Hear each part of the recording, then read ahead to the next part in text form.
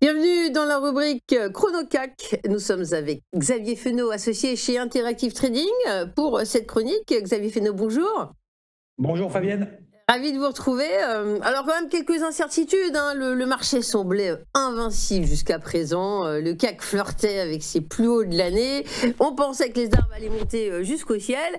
Et puis on a l'impression que tout est à refaire, hein. Hier le CAC qui cède 1,86%, on se retrouve en dessous des 8000 points.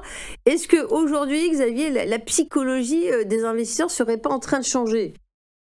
Alors, c'est vrai que tout allait bien jusqu'à présent dans le meilleur des mondes. On voyait le CAC passer même au-dessus des 8300 points. La semaine dernière, je vous disais, bon, attention quand même, parce que c'est un niveau sur lequel on avait échoué de passer. Alors, vous l'avez dit, c'est juste les plus hauts annuels de début d'année qu'on avait fait au mois de février, avant la mise en place des droits de douane de Trump, où derrière, finalement, le CAC a perdu 15%. C'était exactement le même niveau aussi, finalement, en début d'année 2024. Alors, c'était un niveau que j'avais déjà vendu dans le passé et ça a fonctionné. Vous avez dit effectivement un peu plus fébrile ces derniers jours. On a perdu depuis quasiment 5% sur le CAC. Alors, c'est un peu logique, c'est toujours plus facile après coup, mais c'est vrai que j'en parle depuis maintenant quelques semaines. On a quand même des niveaux de valorisation qui sont énormes sur l'intelligence artificielle. On a l'impression qu'aujourd'hui, ça y est, le marché est en train de se réveiller. Donc, on a des marchés beaucoup plus nerveux parce que ce soir, il y a quand même la publication de Nvidia. Donc, dans la mesure où on se pose des questions au niveau des valorisations et que les attentes sont énormes, hein. Je rappelle, Nvidia, on price là aujourd'hui sur les 12 prochains mois par rapport au chiffre d'affaires attendu et surtout aux résultats attendus, 50 fois les bénéfices. Donc c'est absolument énorme. Donc la marge de manœuvre est quand même assez réduite. Il faut absolument pas décevoir, et c'est même pas juste décevoir, il faut pas juste un petit grain de sable dans la machine aujourd'hui. Et puis la deuxième chose, c'est que ça fait 2 mois avec le shutdown aux États-Unis qu'on n'a pas eu de quoi manger sur les marchés d'un point de vue macro. Les publications du NFP, donc l'emploi aux États-Unis, ça sera publié demain.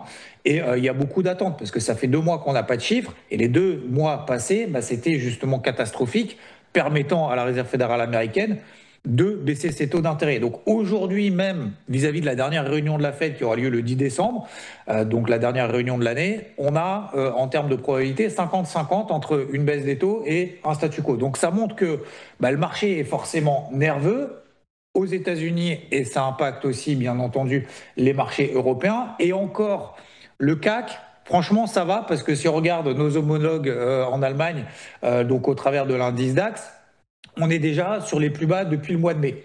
On a même là enfoncé une zone support. Bref, pour revenir sur le CAC, et c'est ce que je montre justement sur le graphique que vous avez à l'écran, c'est que, comme je le disais la semaine dernière, 8002, quand tout le monde effectivement était en mode un peu euphorique en disant ça y est, on va casser ce niveau-là et on va aller sur 9000, sur 10 000, que sais-je, je préfère continuer à vendre parce que voilà, toutes ces inquiétudes-là, elles peuvent revenir quand même assez rapidement. Et comme on dit l'adage sur les marchés, on monte par l'escalier, on descend par l'ascenseur. Preuve en est.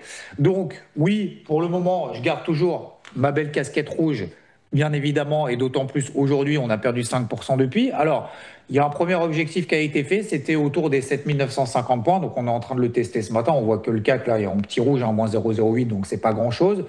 7950, c'est tout simplement l'ancien plafond de verre qu'on avait depuis le mois de mai. Donc c'est une première zone peut-être d'intérêt vraiment à très court terme.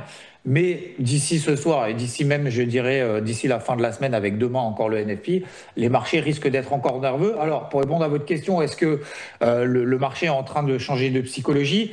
Pour le moment, c'est un peu trop tôt pour le dire parce que je pense que là, on a une espèce d'aversion au risque, des investisseurs qui finalement ne savent pas vraiment sur quel pied danser et donc reculent un petit peu justement leur prise de décision. Donc il y a peut-être quelques petites prises de bénéfices, quelques petites inquiétudes, mais aujourd'hui la psychologie, non, n'est pas en train de changer, il y a simplement le retour de la volatilité. Par contre, si le CAC commence à s'installer sous les, allez, on va être je vais épaissir un peu le trait, mais 7900 points, si on commence à s'installer là en dessous, pas forcément aujourd'hui, parce qu'encore une fois, ça va être encore nerveux avant la publication de Nvidia ce soir après bourse. Demain avec le NFP. Donc, si d'ici demain soir, on s'installe vraiment en dessous des 7900 points, là, effectivement, la psychologie va changer. J'enfoncerai peut-être encore un petit peu plus sur ma tête la casquette rouge, donc pour travailler encore un petit peu plus à la vente le CAC, pour viser pourquoi pas des objectifs plus ambitieux. Mais je le disais ces dernières semaines et même ces derniers mois, je préfère être acheteur autour des 7005, 7200 points. Ça paraît loin.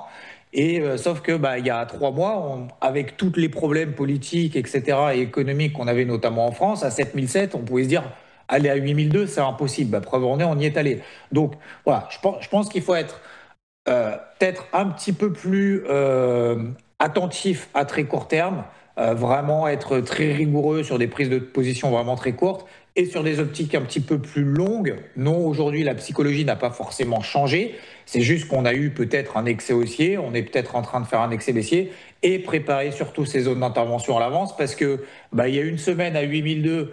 Si on est émotif, on se dit c'est à ce moment-là qu'il faut payer, ça y est, c'est parti, tout va bien. Et aujourd'hui, ou peut-être demain, quand on sera à 7008, 7700 points, et là on se dirait oulala, c'est panique générale, faut vendre. Alors qu'en fait, on voit très bien sur le CAC, vous voyez sur le graphique, finalement depuis le début de l'année, le CAC il fait quoi? Il fait 8200 points.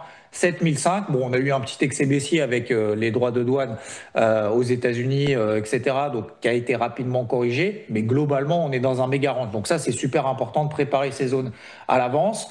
Pas paniquer si on est acheteur à fond sur le marché parce qu'aujourd'hui, on n'a pas de retournement psychologique. Et à très court terme, moi, je continue à travailler plutôt à la vente, donc le CAC, de manière un petit peu plus intensive sous les 8000 points. J'accentuerai peut-être un peu le clou sous les 7009 et ça sera plutôt à partir de 7500 points que là, il y aura des bonnes opportunités. Donc la psychologie n'a pas changé, la nervosité augmente, c'est logique. Et voilà, on va suivre tout ça, mais ça apporte un petit peu plus de volatilité que ces dernières semaines, donc c'est plus intéressant quand on fait des opérations un petit peu plus courtes. Merci Xavier, je vous invite à remettre là cette casquette jaune. D'abord, elle vous va bien, ça va avec le rouge du décor du magnifique pont de San Francisco. Et puis ça part vite ce matin, on est à moins 1,99% sur le CAC 40 avec ces regards des investisseurs braqués, comme vous le disiez, sur les résultats de Nvidia. Vous êtes magnifique Xavier Fesneau, merci beaucoup. On était avec l'associé d'Interactive Trading. Bonne journée à vous, à bientôt.